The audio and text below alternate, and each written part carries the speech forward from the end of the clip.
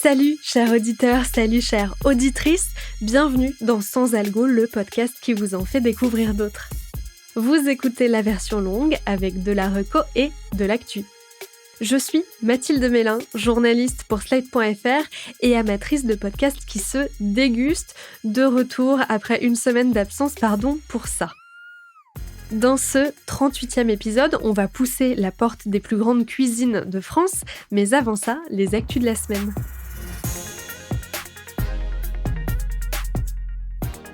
La firme américaine Apple organise des séances pour apprendre à créer des podcasts cet été à Paris. À partir du 20 juin et jusqu'au 8 juillet, les apprentis podcasteurs pourront se rendre à l'Apple Store des Champs-Élysées pour participer à des ateliers thématiques ou à des tables rondes animées par la journaliste Lise Gomis. La première, le 20 juin, abordera la façon dont le podcast a permis à d'autres voix d'émerger, avec notamment Jennifer Padjemi de Miroir Miroir, Grace Lee de Kif Taras et Mélanie Young d'Asiatitude. Les séances suivantes sont beaucoup plus pratiques pour apprendre à identifier une bonne idée de podcast avec les équipes d'Arte Radio, à réaliser un bon teaser avec celle de Binge Audio ou à imaginer une belle jaquette avec Jérémy Claes et Laurent Bazar du podcast Sens Créatif. Pour participer à ces ateliers qui seront bien sûr réalisés sur des produits et des logiciels Apple, rendez-vous sur apple.com/fr/today et sélectionnez la boutique des Champs-Élysées.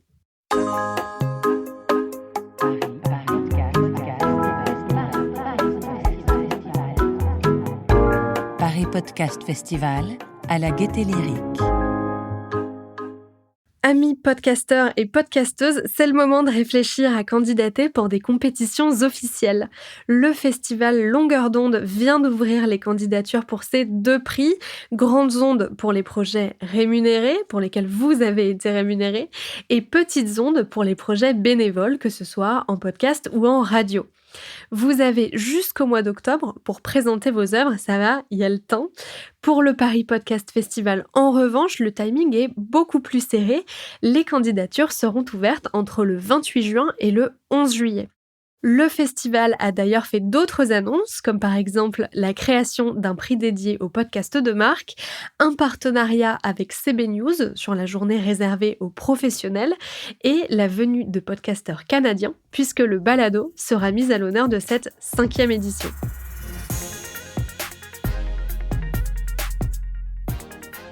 Est-ce que vous vous rappelez de l'appel à projet du ministère de la Culture ? On vous en a déjà parlé plusieurs fois dans Sans Algo, et si je vous en reparle, c'est parce que la DGMIC a publié, en toute discrétion, un compte-rendu des plus intéressants.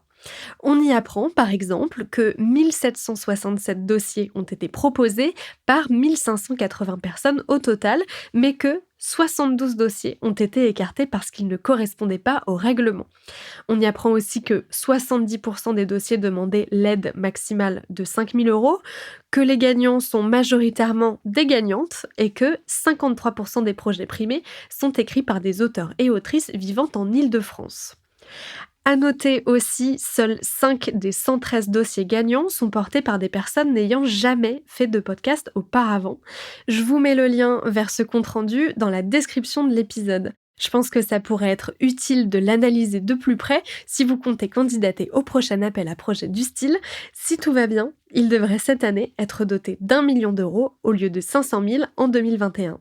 Avec l'immédiat, le temps d'une écoute.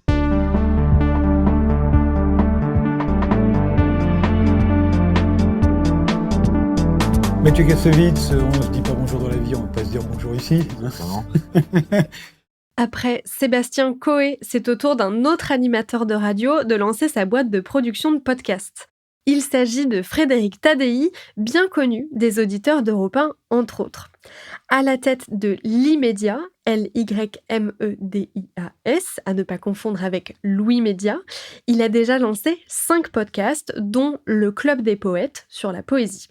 Les 4 autres sont tous des formats interview, l'un avec des écrivains, un autre avec des entrepreneurs ou personnalités issues du monde de l'entreprise, un 3e animé par Isabelle Travers dont on ne comprend pas bien la ligne éditoriale à part que c'est elle qui pose les questions, et enfin un podcast d'interview mené par Tadei himself, sobrement intitulé « Pourquoi ?». 3 autres formats devraient bientôt voir le jour, un sur l'humour avec Philippe Chevalier, de Chevalier et Las Palais, un sur le sport avec Nelson Montfort et Véronique de Villèle, et un dernier intitulé Face publique, face cachée, porté par Franck Ferrand.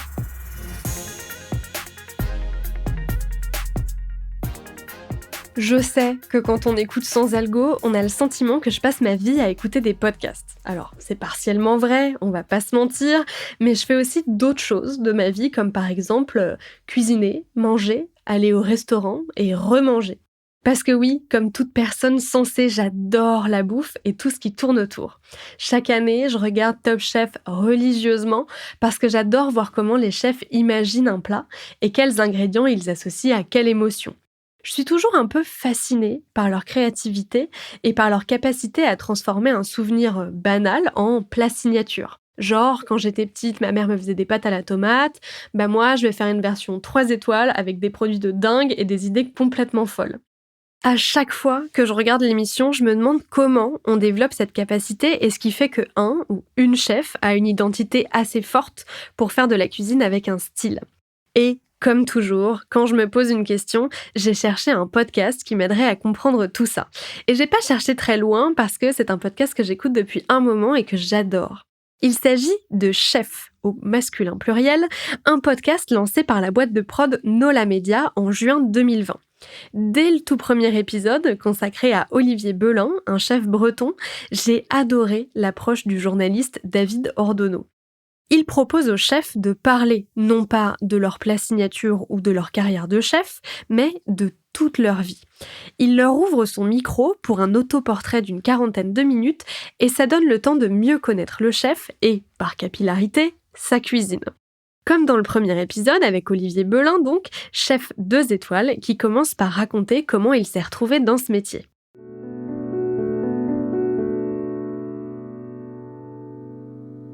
Un jour, mon père me dit « Bon, les études, ça n'a pas l'air d'être ton fort. En tout cas, tu es toujours distrait pendant les études. Tu t'intéresses à plein de choses, mais pas ça. Donc, comme c'est vrai que tu sais pas trop ce que tu veux faire, mais on voit que tu aimes bien manger, tu vas aller en hôtellerie-restauration. » Donc, je me retrouve à prendre le métier en apprentissage. D'abord, tu te retrouves à l'internat. Donc, déjà, premier choc. Quand tu as toujours habité chez tes parents, que tu as ton petit cocon chez toi, et que tu te retrouves dans un truc qui fait 3 mètres, un box. Et puis quand tu vis en communauté avec, 300 bonhommes, c'est pas pareil, quoi. Il y a des mecs qui bossent pas. Quand tu veux bosser le soir, quand t'es en internat, t'entends des bruits. Les mecs qui bossent pas, qui chantent, qui mènent de la musique. T'as toujours 3 connards qui sont plus des emmerdeurs. C'est pas facile, quoi. Et là, je suis toujours très épais, quoi. Donc c'est vrai que le fait d'être en cuisine, c'est lourd. Je suis lourd, faut se déplacer vite pour aller chercher les casseroles. Et donc, quand je vais faire mon premier... mon stage, je me retrouve en fait ici à Châtelain, en fait chez le mec qui a marié ma mère, qui est un copain qui s'appelle Lily Ilmer, qui était pâtissier d'origine et qui devient cuisinier. Là, je me rends compte que c'est dur. Ce podcast, je le trouve hyper intéressant pour plusieurs raisons. Alors bien sûr, il y a le côté cuisine qui m'intrigue, mais au final, c'est surtout l'aspect humain qu'on retient. Je pense que typiquement, ce podcast, il peut tout à fait plaire à quelqu'un qui en a rien à faire de la cuisine, mais qui est un peu curieux des autres et de leur parcours de vie. Vous l'avez entendu dans l'extrait avec Olivier Belin, dans ce podcast, on découvre les histoires familiales ou personnelles des chefs, le détail de leur formation, leur début de carrière, souvent difficile d'ailleurs. En fait, les chefs, ils livrent un peu d'eux-mêmes, souvent bien loin de l'image très lisse qu'on voit à la télé ou dans les médias généralistes. Et quand ils ont un peu de mal à fendre l'armure, on peut compter sur David Ordonneau, c'est celui qui mène les entretiens, même si ces questions sont coupées au montage.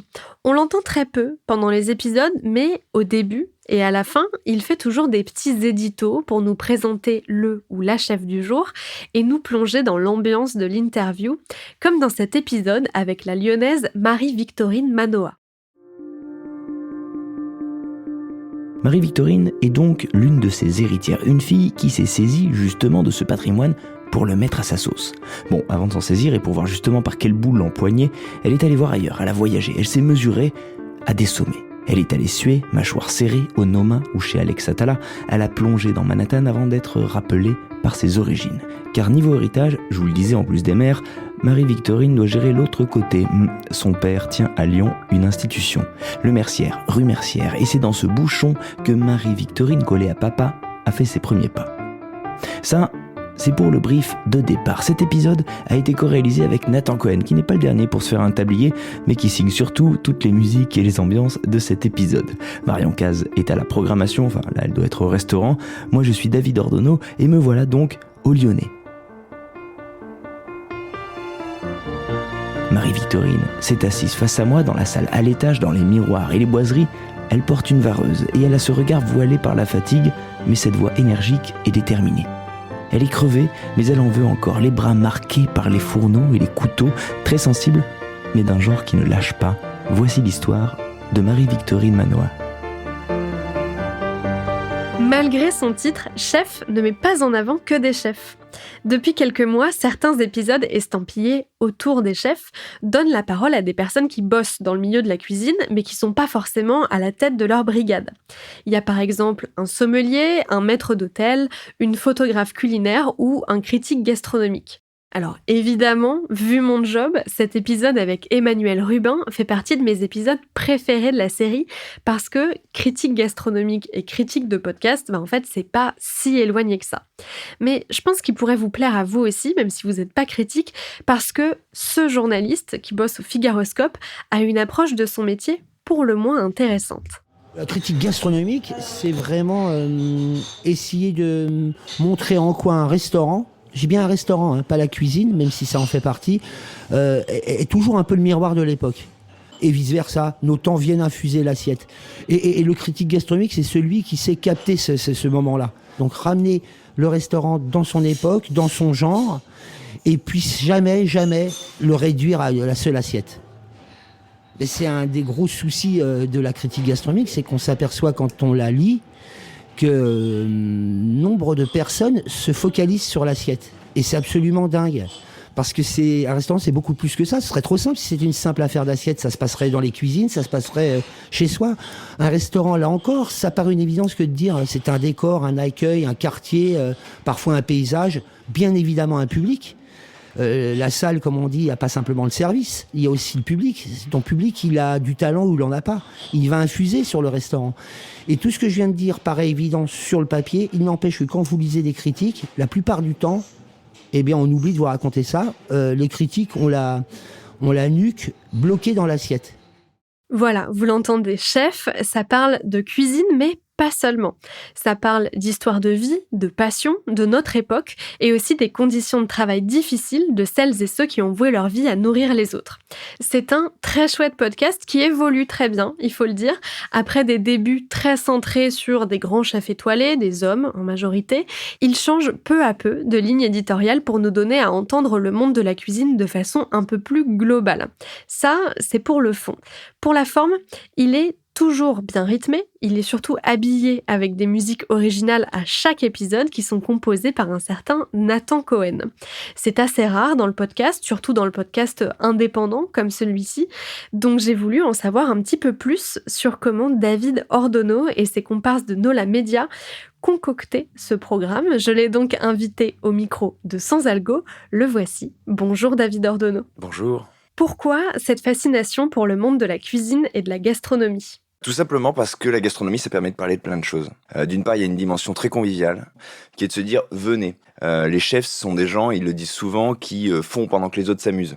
Et je trouve ça fascinant d'avoir des gens dont la vocation est justement de se confier une tâche qui est difficile pendant que les autres s'amusent. Donc ce côté accueillant du restaurant, ce truc qui est fait pour partager et uniquement pour les autres, plus que pour soi finalement. Je trouve ça super. Et puis, comme je le disais, ça permet de croiser plein de choses. La gastronomie, ça raconte un territoire, c'est des histoires de femmes, d'hommes, c'est des histoires d'artisans, de producteurs, ça touche à la question de la santé, ça touche à l'environnement, même si c'est des thèmes que moi je n'évoque pas dans mon podcast, c'est des choses pour lesquelles je suis fasciné par ce milieu, quoi. Et par les gens qui y travaillent, forcément. Pourquoi vous avez choisi l'angle de l'histoire personnelle des chefs pour parler de la gastronomie, de manière un peu détournée pour parler aussi de leur cuisine ? Pour vous, l'histoire personnelle, c'est central dans le métier d'un chef ? Alors, il y a deux choses qui sont hyper importantes. La première, c'est que moi, je me suis dit, c'est marrant parce que pour la plupart des gens, on se dit, il y a des grades, des étoiles, des machins. Bon, mais finalement, qu'est-ce qui fait la différence entre deux plats de 2 chefs 3 étoiles ? Techniquement, à part le mec qui fait l'assiette, Bah rien en fait. Celui qui l'a réalisé, il est forcément fait de toute une histoire, de tout un passé, de fêlures, de gloire, de doutes, de moments de peine. Donc voilà, la matière en fait qui produit l'assiette, elle est intime.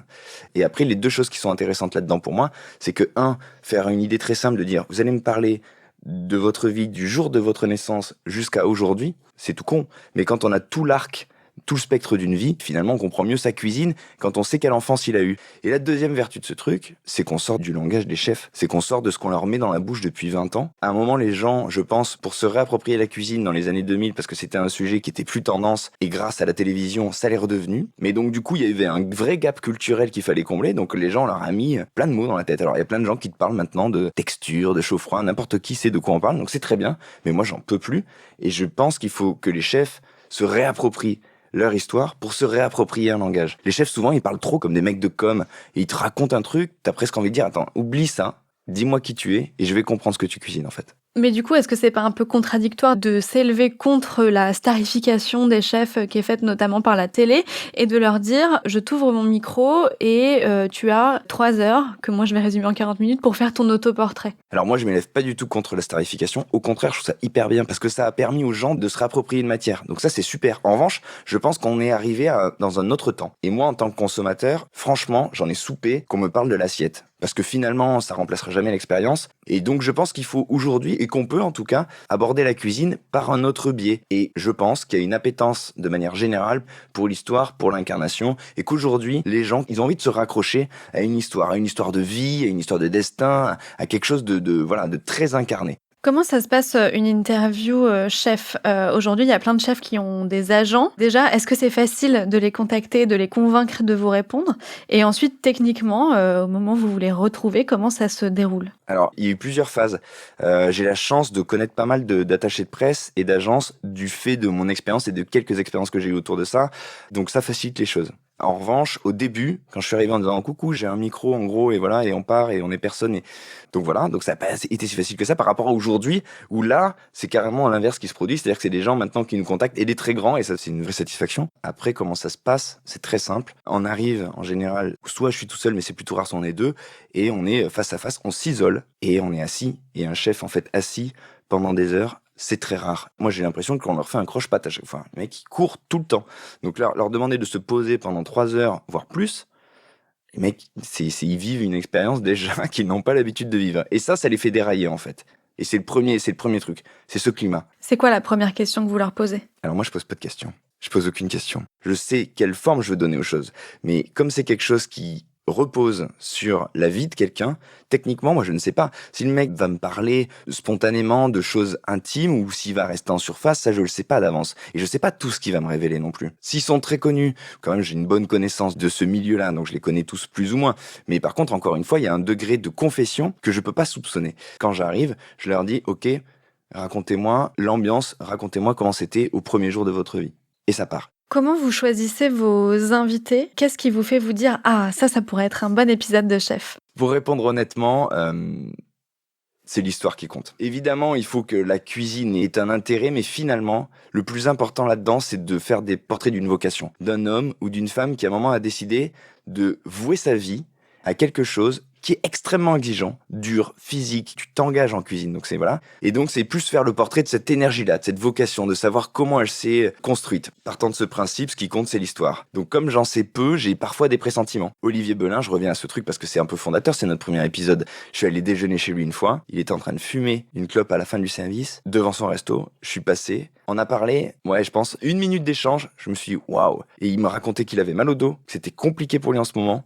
Et ça s'est arrêté là. Et juste à savoir, à ce qu'il a dit à ce moment-là, je me suis dit, lui, il est en train de traverser un truc très dur. C'est un mec qui est 2 étoiles, donc il a forcément un parcours remarquable quand on en arrive à ce stade. Donc là, il y a plusieurs, il y a des ingrédients. Est-ce qu'il y a des chefs qui n'arrivent pas, pendant vos interviews, à fendre l'armure? Allez, dans 90% du temps, on arrive à casser le vernis. C'est-à-dire qu'on peut rester en surface et toujours à un moment, clac, ça pète et le mec soit va dire un truc très lourd de sens, soit va parler et on sent qu'il a baissé la garde et que là, il se livre et qu'on va vraiment le rencontrer. Après, dans les 10% restants, je dirais, il y a des gens qui effectivement restent en surface, soit parce que, en général, parce qu'ils sont très habitués à raconter leur truc. Et le pire, C'est ça. C'est des mecs qui ont tellement, ou des femmes, hein, qui ont tellement l'habitude de raconter leur histoire, qui te sortent pendant 1h30, 2 heures, des trucs que t'as déjà entendu 1000 fois, et surtout d'une manière qui est complètement désincarnée. Blablabla, t'as l'impression de lire un communiqué de presse. Est-ce que vous avez besoin d'aimer la cuisine de quelqu'un pour vouloir lui ouvrir les portes de votre podcast ? Pas du tout. Alors déjà, moi, des cuisines que j'aime pas, il y en a pas beaucoup. Je suis à peu près curieux et mangeur de tout. Mais non, c'est vraiment pas le truc. C'est vraiment pas. C'est pour ça qu'on a un mec qui fait un bistrot, une nana, là, on avait fait Marie-Victorine Manois, qui vient de Lyon, un bouchon lyonnais, un Guy Savoie. C'est très, très, très, très large. Et il n'y a pas de grade, il n'y a pas d'histoire d'étoile. Je peux très bien faire demain un mec qui tient un petit bar, un petit resto, qui est pas du tout connu au fin fond de l'Aveyron, parce que ce que ça pose comme question, au final, c'est qu'est-ce qu'être chef ? Pourquoi ils vous répondent, les chefs ? Pour faire leur promo ? Alors, pour être très honnête, c'est plus pareil aujourd'hui qu'au début. En tout cas, au début, ils nous répondaient parce que leur attaché de presse leur disait « Tiens, t'as cette interview-là » et les mecs, ils débarquaient et dans 98% des cas, ils savaient pas si j'étais Télé Loisirs, Télérama ou le Courrier Picard. Bah non, je fais un podcast. Un quoi ? Bon voilà, c'était un peu ça l'idée. Aujourd'hui, quand on arrive, souvent ils ont écouté. Ils ont un copain qui est passé et donc ils nous répondent parce que ils trouvent que la manière dont on parle leur donne une forme de crédibilité et je pense qu'ils se disent qu'on fait bien le job, qu'on est sincère. Moi, le retour des chefs qu'on a en général en interview, c'est « Putain, merci parce que pour une fois, le résultat correspond à ce que je suis et à ce que je pense. » Et je pense qu'aujourd'hui, c'est pour ça qu'ils le font. Parce qu'ils savent que au final, ils vont avoir un épisode qui consacre et qui représente honnêtement ce qu'ils sont et ce qu'ils font. Au début, vous faisiez des épisodes assez longs avec des grands chefs, pour la plupart étoilés, beaucoup d'hommes. Et depuis quelque temps, vous faites aussi des épisodes sur d'autres métiers autour des chefs, comme par exemple des maîtres d'hôtel ou des photographes culinaires. Pourquoi avoir élargi la ligne éditoriale du podcast comme ça ? Alors là, il y a plusieurs points. Le premier point, c'est qu'au début, on s'est dit, OK, faut envoyer des noms, parce que c'est ça qui appelle la curiosité. Et c'est pas faux, ça s'est vérifié. Et on a bien vu dès le début que quand on tape Guy Savoie ou Aleno, bim, notre audience, elle est pas la même que quand on fait un nom qui est moins exposé. C'était un fait et ça s'est vérifié. Il y avait pas beaucoup de femmes, comme vous l'avez souligné, parce que il y a pas beaucoup de femmes dans ce milieu. Et j'ai galéré, et depuis le premier jour, j'ai voulu qu'il y ait des femmes, et en fait, il y en a pas beaucoup, et il était hors de question pour moi de faire des femmes pour faire des femmes, donc non seulement il n'y en avait pas beaucoup, et on fait un tri aussi parce que il y a des gens qui sont pas bons, il y a des gens dont les histoires ne nous parlent pas, donc ça réduit d'autant plus, donc on a galéré pour ça. Et ensuite, on a décidé d'ouvrir pour un truc assez simple, c'est que on a été souvent conseillé de diffuser plus, voilà, et d'avoir une fréquence un peu plus suivie, parce que comme c'est très lourd à produire, on n'en diffusait que 2 par mois. On arrivait à tenir ce rythme-là, mais on nous a beaucoup conseillé de passer à la fréquence hebdomadaire. Et donc, du coup, on pouvait, d'un point de vue pratique, pas fournir ce boulot-là chaque semaine. Mais après, en termes de volonté, ça nous permettait de toucher quelque chose qui nous est cher et qui est clair, c'est que les chefs seuls ne sont rien. Et ça, c'est un truc auquel on croit et c'est une conviction qu'on a depuis le début. Et au-delà de l'aspect cynique de se dire il faut qu'on produise, depuis le début, j'avais des spin-offs en tête qui s'appelaient La Relève, qui voulaient ouvrir les choses, soit des chefs moins exposés, soit des chefs plus jeunes, mais aussi aux gens d'à côté. Parce que le travail d'un chef, s'il est connu, c'est parce qu'il a des bons photographes, c'est parce qu'il a un bon attaché de presse, c'est parce qu'il a un bon décorateur dans son restaurant, c'est parce qu'il a évidemment une équipe derrière lui. Le travail d'un sommelier, le travail d'un mec en salle, quel qu'il soit, change l'expérience et fait que en fait quand on va sortir du restaurant on va se dire ah putain Aleno c'est quand même dingue, oh là là machin, mais ouais mais en fait Aleno c'est dingue parce qu'il est dingue mais parce qu'il est aussi entouré de 1000 choses et de 1000 choses auxquelles on ne pense pas forcément, comme par exemple une céramiste qui fait les assiettes. Ça fait partie de l'expérience en fait. Donc on voulait leur donner la parole. Au sein du récit, en plus de votre voix et de l'autoportrait du ou de la chef, il y a aussi des musiques et des compositions originales qui sont faites par Nathan Cohen avec qui vous travaillez. Pourquoi avoir voulu insérer des musiques au sein du récit et comment vous les imaginez pour qu'ils accompagnent la parole et qu'ils la mangent pas complètement ? C'est une partie très importante de notre travail. Et pour le coup, on a pensé ça pour 2 raisons. La première, c'est que Nathan, qui est passionné de gastronomie, au point que lui, il vient de passer son CAP et tout, il est en train de basculer. J'espère qu'il va rester avec moi, mais il est quand même en train de basculer du côté des casseroles. C'est un vrai passionné. Et donc au début, moi, cette idée, c'est une très vieille idée. Et c'est lui qui m'a dit, si t'y vas, j'y vais et tout. Et son énergie et sa présence ont fait que on a démarré. Donc ça, c'était très important. Et deuxièmement, c'est un compositeur qui est multi-instrumentiste et qui s'est dit... par passion, je pense. Il est hors de question qu'on recueille de tels récits pour ne pas les habiller sur mesure. Si au montage on fait le truc et qu'on rajoute, c'est comme une deuxième histoire qui se crée. Alors elle doit se créer en parallèle, elle doit ressembler, accompagner, mais il y a quand même une deuxième ligne. Et c'est comme une histoire parallèle. Et si elle est bien pensée, si la tonalité est juste et accompagne bien le récit, bam, le récit il prend 2 fois plus de force. Et donc un petit peu unique. Et donc musique originale. Merci David Ordono. J'espère que ça vous a donné envie d'écouter Chef de David Ordonneau pour Nola Media, sa boîte de prod. Le podcast est dispo sur toutes les plateformes, dont Slate Audio. Merci d'avoir écouté cet épisode de Sans Algo. Abonnez-vous, mettez-nous des étoiles, des cœurs, des likes et surtout partagez le podcast à vos proches, qu'ils soient fans de Top Chef ou non. Je vous donne rendez-vous la semaine prochaine pour d'autres recommandations garanties 100% sans algo. Sans Algo est un podcast de Mathilde Mélin, produit et réalisé par Slate.fr, sous la direction de Christophe Caron et Benjamin Septem-Ours. Merci à Victor Benamou, le meilleur d'entre tous, pour l'enregistrement, le montage et le mixage de cet épisode, et merci à Mona Delahaye pour le dérush de l'interview.